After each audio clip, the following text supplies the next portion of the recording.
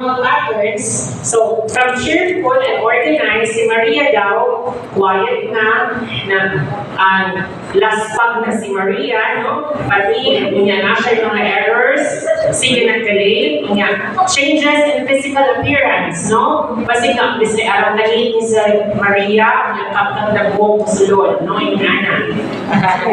So, the next approach will be to listen, no? So, ang pag-listen, ang pag-approach na to ni Maria, so dapat, kanang kung bili sa kaladhanan, ha? Kaya hindi man sila ganahan mo express. If close mo ni Maria, if kaya mo siyang, like, mangisnak, mamuhay, dahil mangisnak ka, and then, that's where you elicit the listen, no? So, hi Maria, I noticed you seem a bit down lately, no? So, hindi siya judgmental, hindi mo yung naday. Wala man ang kay aring bunda.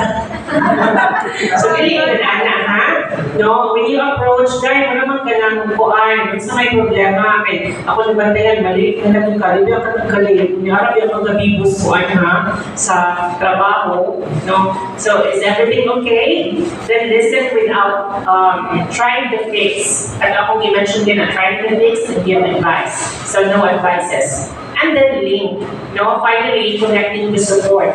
Would you be open to talking with HR or sa social services ba?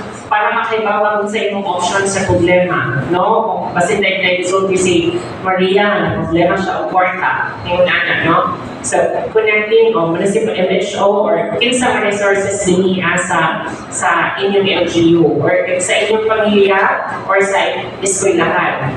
So, so that's how we do the psychological first aid. Look, listen, and lead. Sige, sir. Okay. Naipamutanan bakit sa psychological first aid.